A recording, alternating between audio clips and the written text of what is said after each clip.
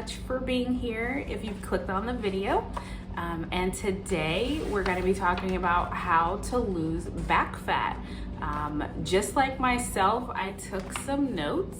And the first thing I would say is to add more protein to your diet. I feel like when I'm working out, even though I'm in a caloric deficit or I'm tracking what I'm eating, and even though it's whole foods, I still feel like I'm not eating enough protein. It's really difficult.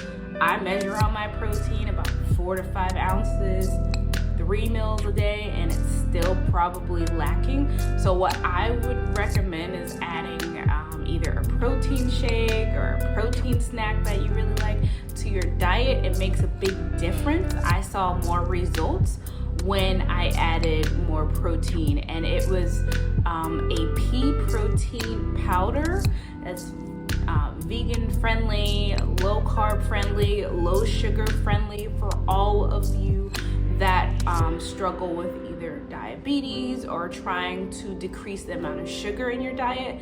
I recommend the simple protein powders. The less ingredients, the better. I'll link it in the description, the ones that I have. It's like a chocolate flavor and a caramel flavor that are really nice with frozen bananas and almond milk. But I would say 2 scoops of that protein powder is about 20 grams to 30 grams of protein. If I want to have over 20 grams, I'll just have to do 2 shakes a day.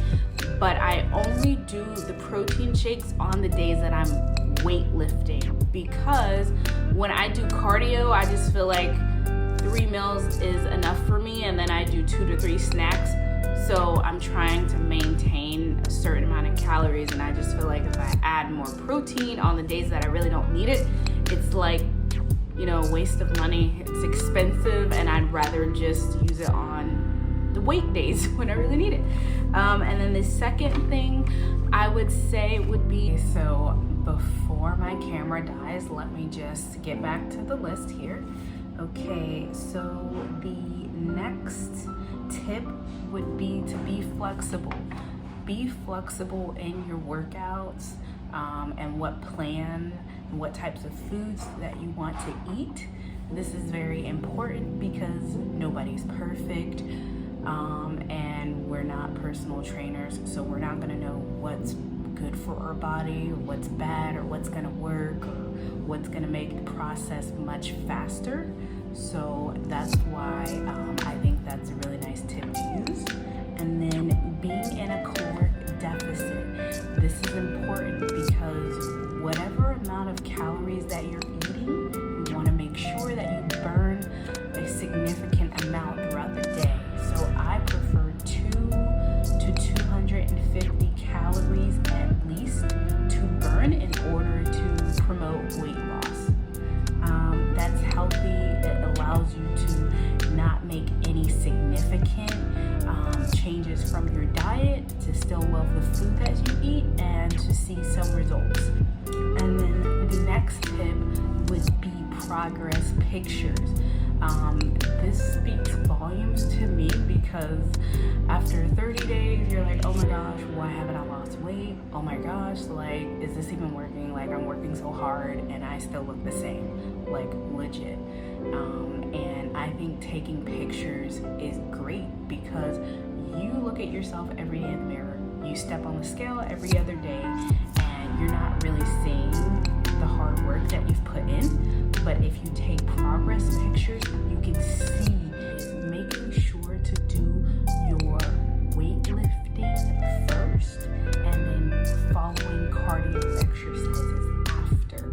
So for me, I will do 2 days of cardio only workouts, and then the other 2 I will do weightlifting and then about 15 to 20 minutes of cardio afterwards. I've watched a lot of videos and seen a lot of advice about people actually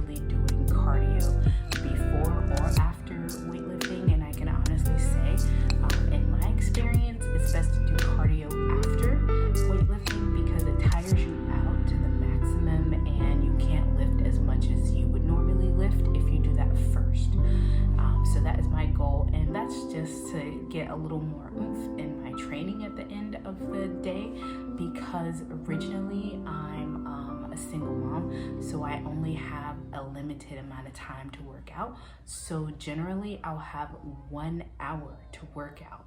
So I'll do about 30 to 45 minutes of weightlifting, give or take all of the rests that I take. I do 3 to 4 sets most of the time, and I take a rest in between each set. And I almost forgot another tip that I'd like to give you specifically to target the stubborn areas of fat would be the Stairmaster and the treadmill specifically. I love walking. Walking is great because you can walk at an incline, or you can walk steadily, you can walk fast, or you can walk slow depending on your mood. You can walk outside or inside, so it's really flexible. And what I like about this is it's not too much tear and wear on your knees or your joints. So I know I struggle with a lot of knee pain if I do long distance running.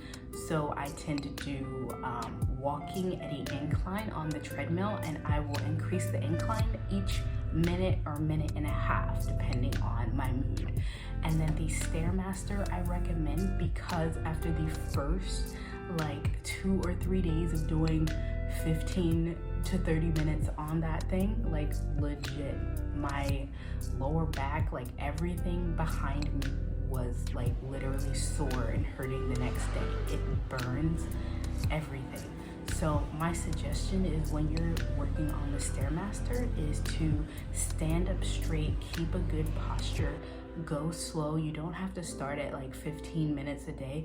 Just start 5 minutes to 10 minutes. It's one of those machines that you have to work your way up. So I've worked my way up to at least 30 minutes. That's my limit. All right, guys. And the next tip would be to drink water. I know that you hear this a lot from everyone, but if you stay hydrated, that helps your system to exercise, to replenish, and to be more functional throughout the day. So definitely drink as much water as you can.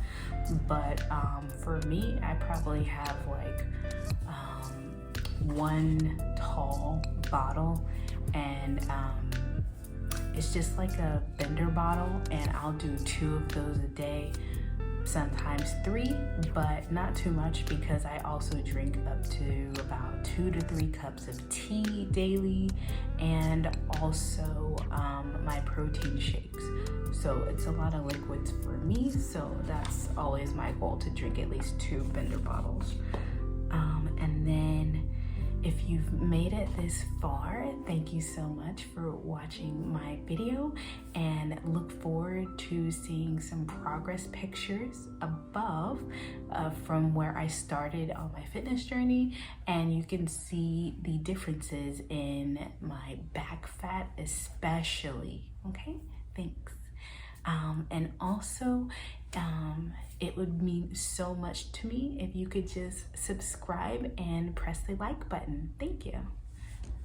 Lay down and I play dead and I stay dead. Baby, you'll get